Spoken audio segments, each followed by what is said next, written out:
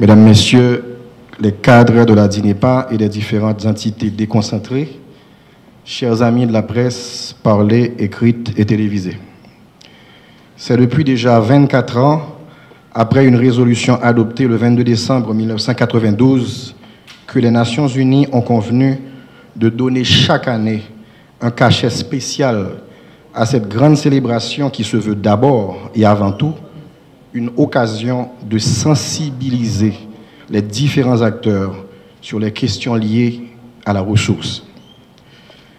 Un thème est retenu chaque année, permettant ainsi de focaliser l'attention de tous les acteurs sur un concept, une thématique ou bien une approche. Et pour l'année 2016, le thème retenu, c'est l'eau et l'emploi. Et ce thème nous interpelle d'ailleurs par rapport aux multiples défis et enjeux qui y sont liés. Mesdames, Messieurs, j'ai l'insigne honneur d'appeler le directeur général de la DINEPA, l'ingénieur Benito Dumé, pour ses propos de circonstance. Excellence, Monsieur l'ambassadeur d'Espagne en Haïti, Monsieur le représentant du ministère des Travaux publics, Transports et Communications, Monsieur le représentant du ministère du Commerce, Madame la coordonnatrice générale de l'AECID, Madame la représentante de la BID, Monsieur le représentant de l'UNICEF, Monsieur le représentant de la coopération suisse, et chers amis, partenaires, chers cadres, directeurs d'OREPA, directeurs de la DINEPA, chers amis de la presse, chers amis invités. Mesdames, Messieurs, l'eau est un élément primordial de la vie. Elle est non seulement vitale en matière de santé, mais aussi d'emploi. Aujourd'hui, à la veille du 22 mars 2016, comme chaque année, nous sommes invités à réfléchir sur le rôle joué par l'eau dans la création et le soutien d'emplois de qualité. Cette ressource, à travers sa recherche, sa protection, son exploitation, favorise l'emploi d'environ la moitié des travailleurs dans le monde, soit 1,5 milliard de personnes, sans compter que généralement, la plupart des emplois en dépendent directement. Cette célébration portera donc les réflexions vers la création d'emplois en Haïti dans le cadre de la connaissance, la protection et l'exploitation de la ressource. Elle portera aussi sur le lancement d'une nouvelle période, celle qui doit nous diriger vers l'échéance clairement exprimée à travers l'objectif 6 de développement durable, devant mener à garantir l'accès de tous à l'eau et à l'assainissement et assurer une gestion durable des ressources en eau. En effet, depuis déjà le 22 mars 2015, nous avions attiré l'attention sur le fait qu'Haïti était loin d'atteindre la cible des OMD. Et au terme d'une fructueuse semaine de réflexion et de partage sur diverses thématiques liées à l'eau, nous avions signé des résolutions visant l'amélioration de la gouvernance du secteur, l'accès aux usagers à une eau en quantité suffisante, la promotion des métiers de la recherche technologique autour des services eau et assainissement, la garantie d'une meilleure préservation de la qualité des ressources utilisées pour l'eau potable, l'amélioration de l'assainissement non collectif, la prévention contre les risques liés aux inondations. Nous avions alors pris rendez-vous pour une évaluation annuelle de nos avancées. Pour atteindre les objectifs visés par les résolutions, nous avions espéré voir les jeunes se joindre aux plus avisés pour participer à la sensibilisation contre le gaspillage et toute autre mauvaise pratique d'utilisation de la ressource, et que les acteurs de l'État travaillent ensemble pour prévenir la raréfaction de la ressource, que les universitaires et les professionnels du secteur recherchent ensemble les meilleures technologies et les meilleures approches pour garantir la rationalisation de l'utilisation de l'eau ainsi que sa potabilisation. Nous avions souhaité que les secteurs publics, associatifs et privés harmonisent leurs actions afin de fournir l'eau en quantité et en qualité à la population dans le respect des normes et protocoles établis.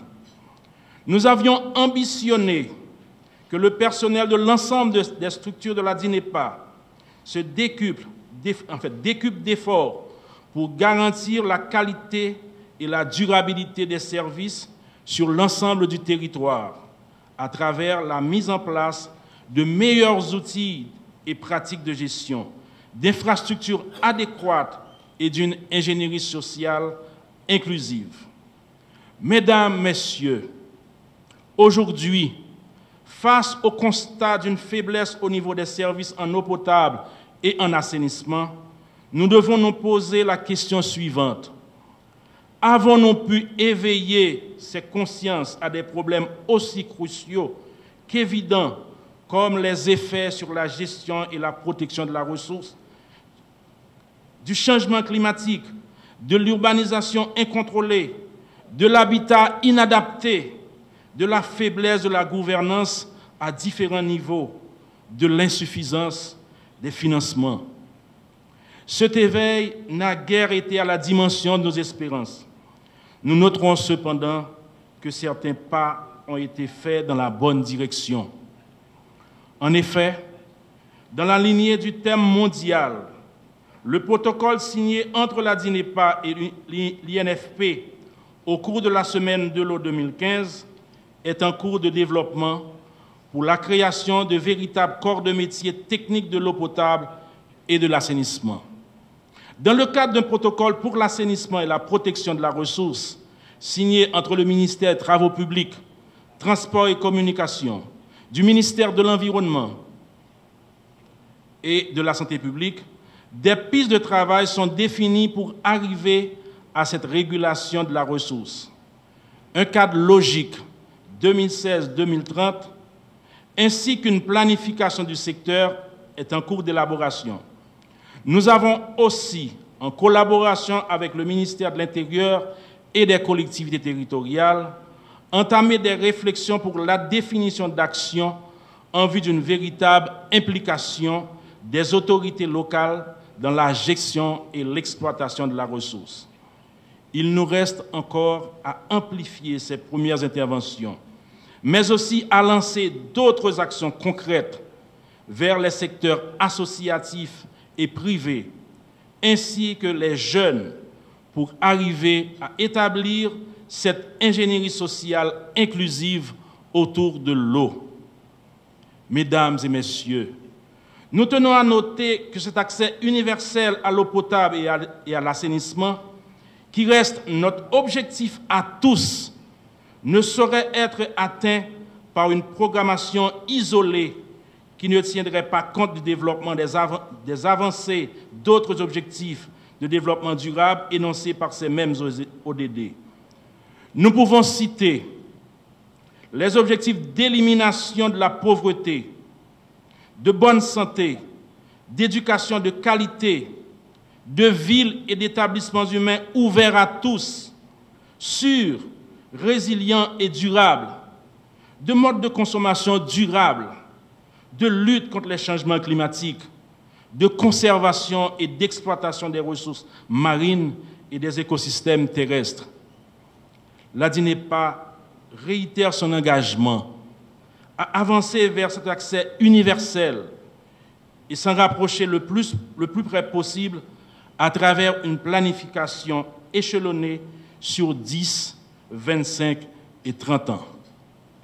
Pour ce, elle compte sur un leadership politique averti et une appropriation des responsabilités à tous les niveaux qui, combinés, devraient permettre au secteur de disposer d'un financement stable et de compétences adéquates pour son développement, la satisfaction de la population, tant des villes que du milieu rural, et la garantie de l'accès universel durable.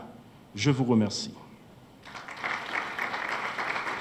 L'accès à l'eau est un droit humain fondamental défini comme étant le droit de toutes les personnes à disposer d'eau suffisante, salubre, acceptable, accessible et abordable pour un usage personnel et domestique. Je cite le Conseil économique et social des Nations Unies, ECOSOC. Du fait de son rôle aussi important, il est nécessaire que l'eau soit traitée depuis une perspective multisectorielle.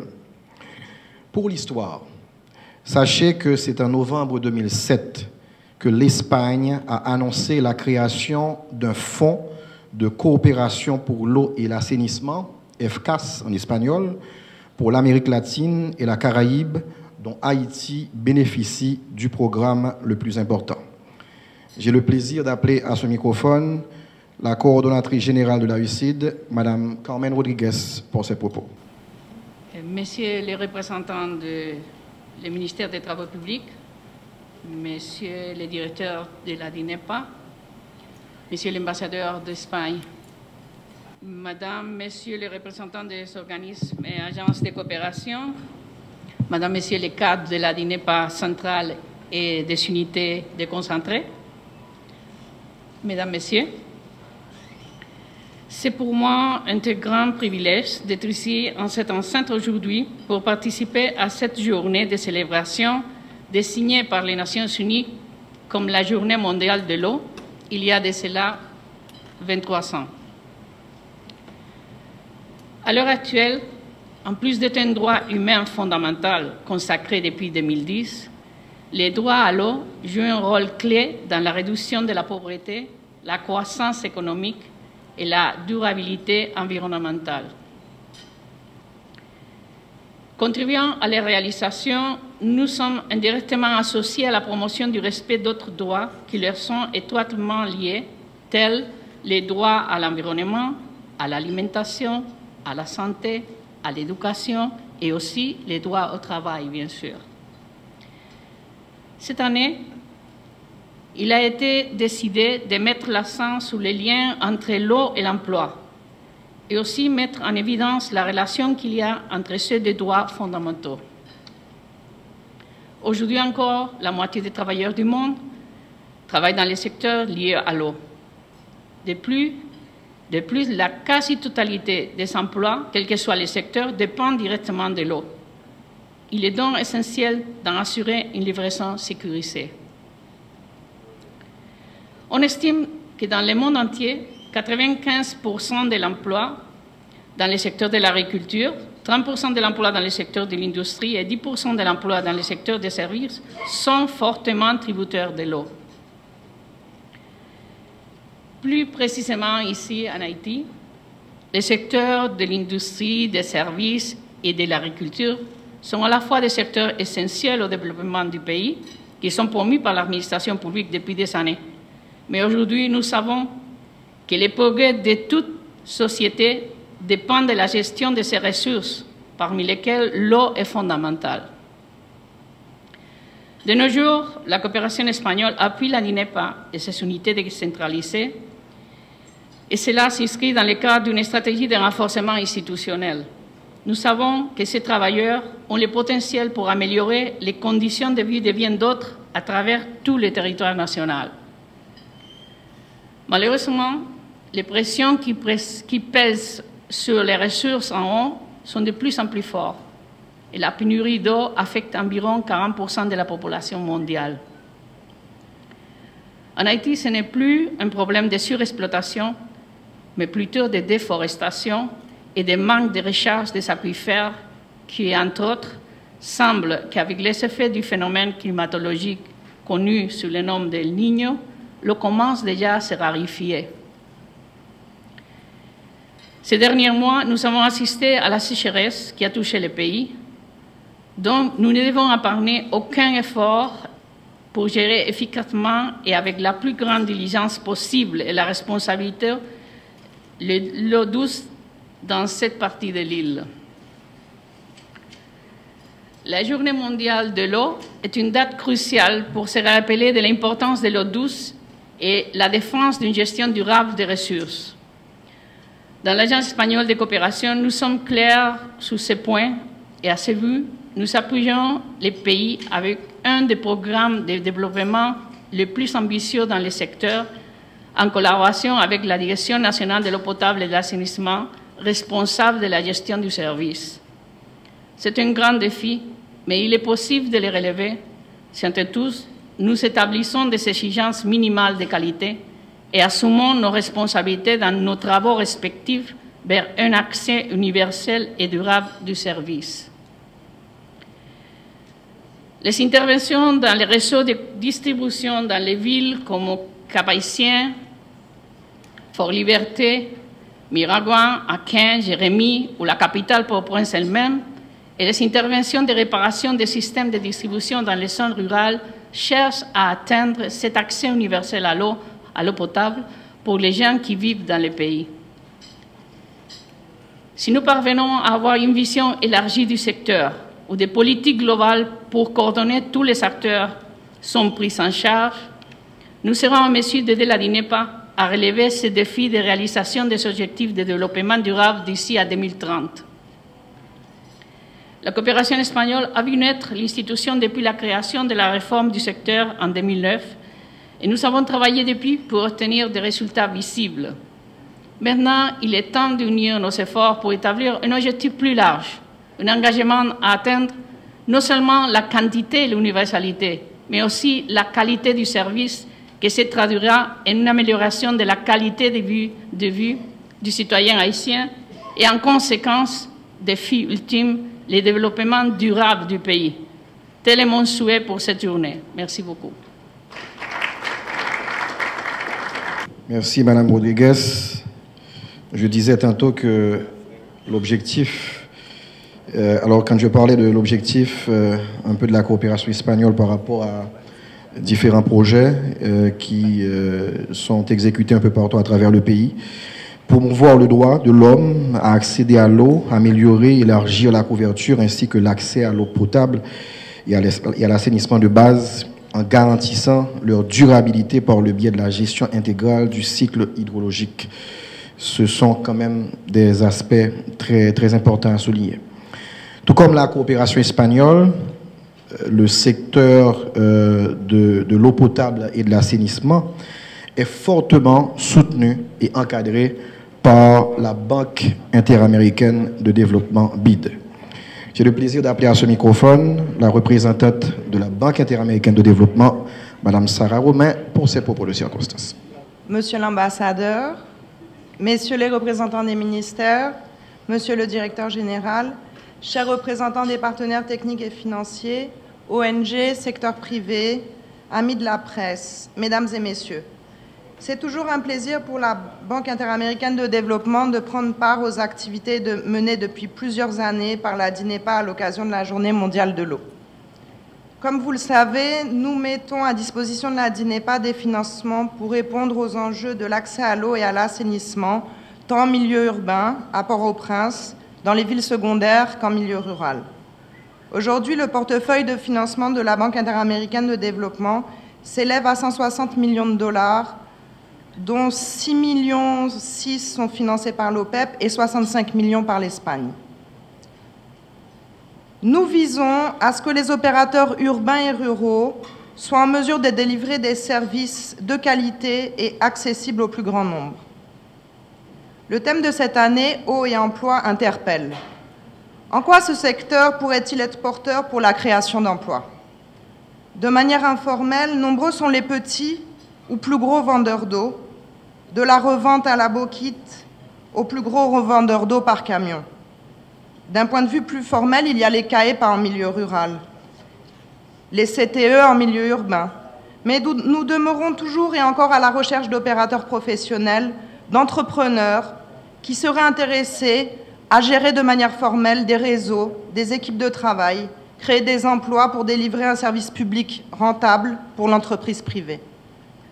La formation manquerait-elle? Certes, peut-être.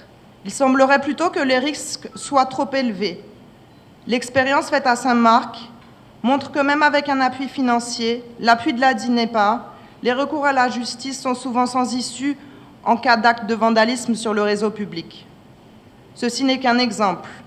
Cependant, il permet de comprendre en quoi les orientations politiques données par les États dans l'amélioration des services de base constituent le point de départ de tout développement durable de ce même service, quelle que soit la nature de l'opérateur.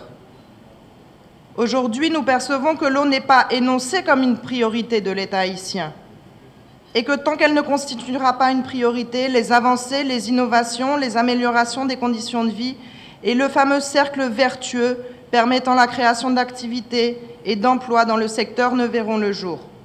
Les conditions propices au développement des initiatives privées et publiques dans le secteur ne seront pas réunies.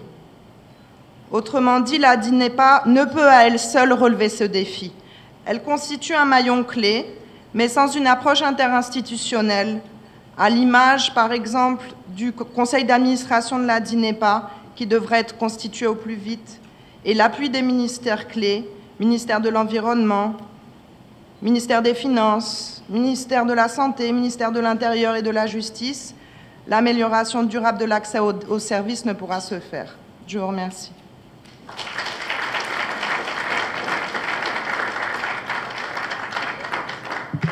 Merci, Madame Romain.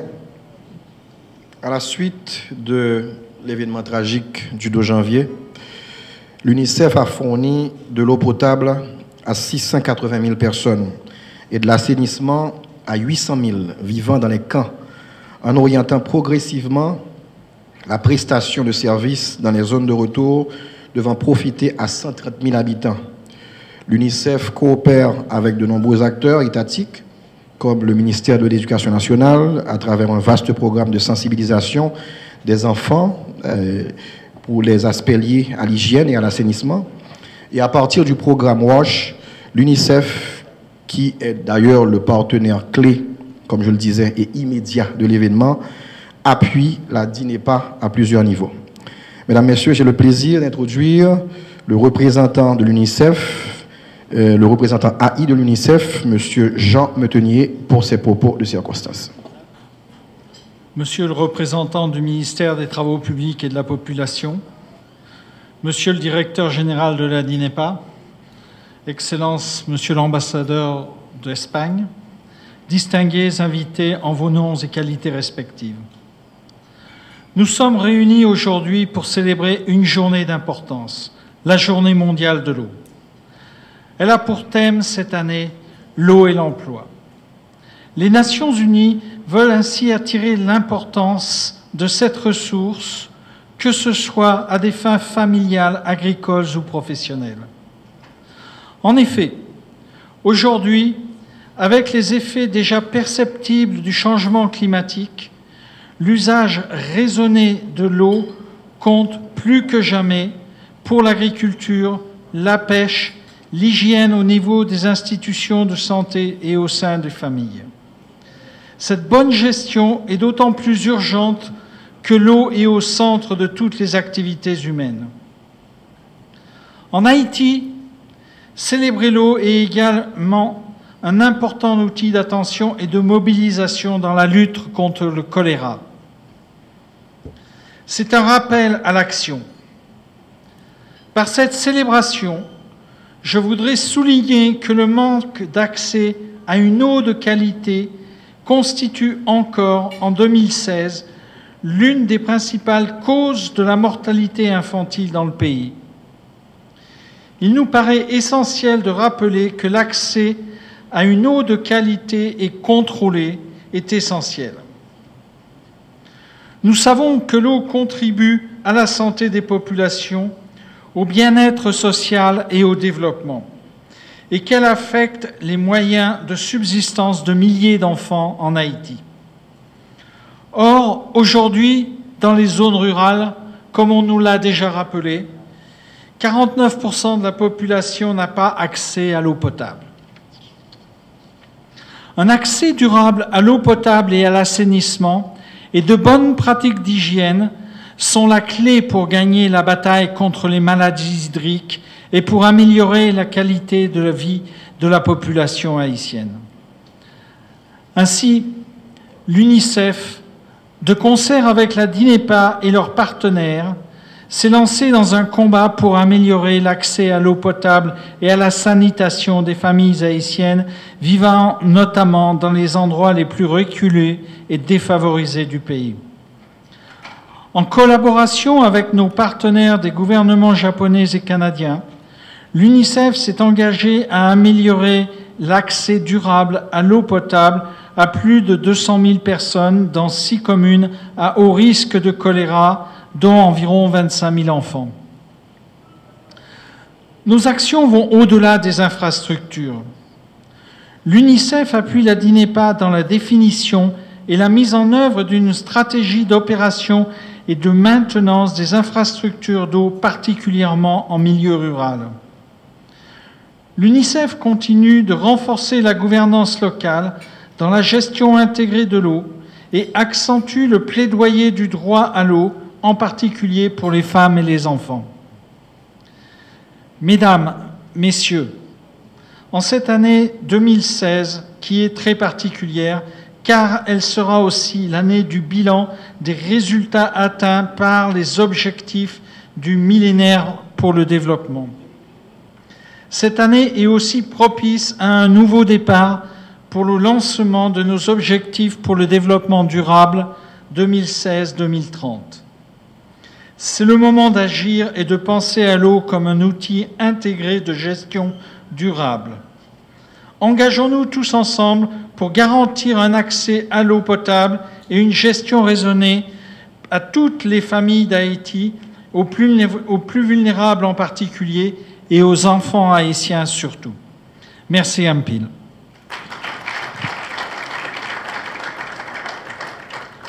Merci donc au représentant de l'UNICEF, au représentant AI de l'UNICEF, M. Jean Metenier.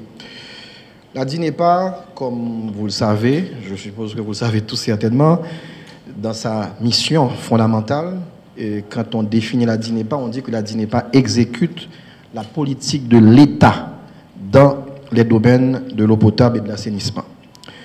Ce secteur clé et vital constitue pour le gouvernement haïtien une grande priorité pour laquelle d'importants efforts sont consentis tous les jours. J'invite M. Rivel Monpremier, le représentant du ministère des Travaux publics, Transports et Communications, pour son discours à l'occasion de cette grande célébration. Son Excellence, Monsieur l'ambassadeur de l'Espagne en Haïti, Monsieur le représentant de l'UNICEF, Madame la représentante de la Banque interaméricaine de développement, Madame la coordonnatrice générale de l'AECID en Haïti, Monsieur le directeur général de la DINEPA,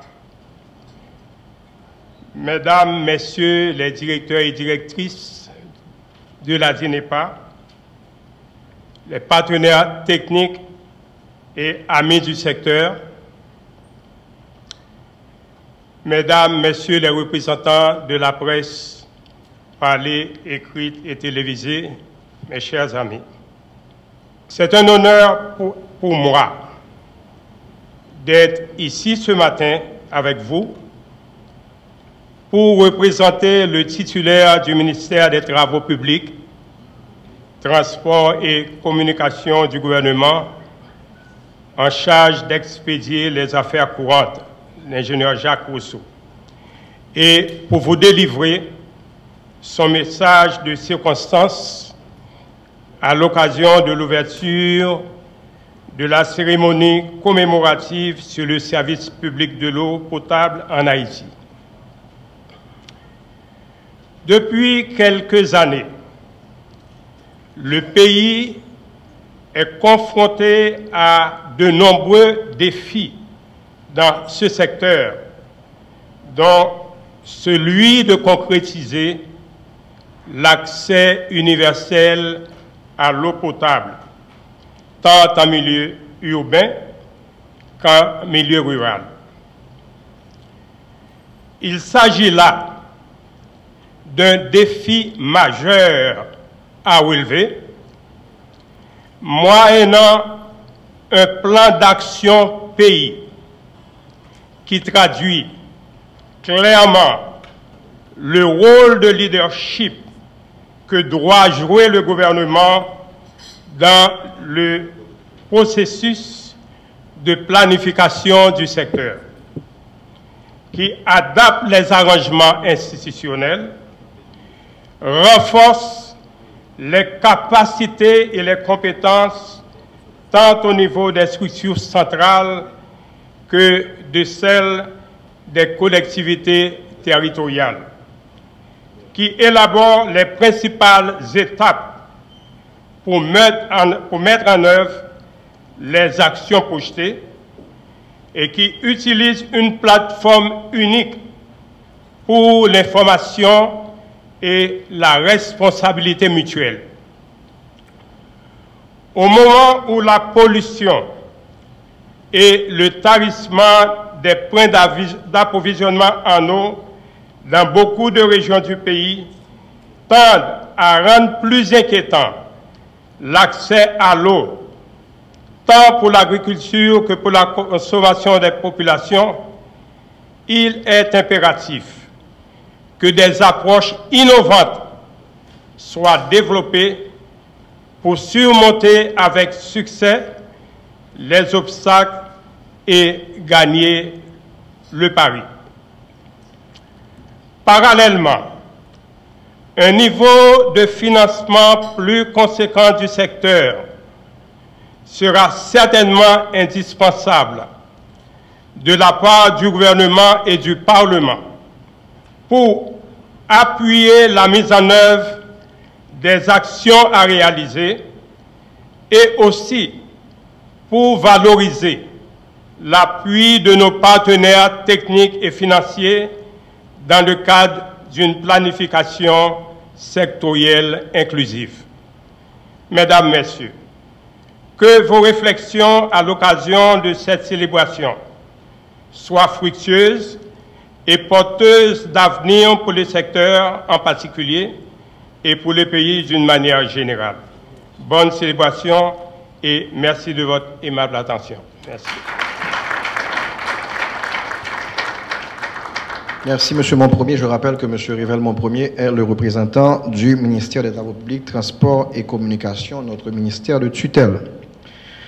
La DINEPA souhaite profiter de l'occasion de cette grande célébration vraiment pour sensibiliser les autorités locales, j'insiste sur les autorités locales, autour de la réforme du secteur de l'eau potable et de l'assainissement qui prévoit de leur transférer à moyen et long terme la gestion et l'exploitation des systèmes d'AEPA. Elle compte également profiter du thème retenu cette année pour débattre à travers des ateliers départementaux avec les différents partenaires techniques et financiers du secteur, les types d'emplois susceptibles d'être créés en vue de s'assurer d'un développement vraiment durable du secteur. Mesdames, Messieurs, voilà comment la DINEPA a souhaité marquer cette année l'événement avec aujourd'hui, je dirais, le coup d'envoi de cette grande célébration avec les différentes autorités qui ont pris la parole. Et puis, donc, c'est le coup d'envoi.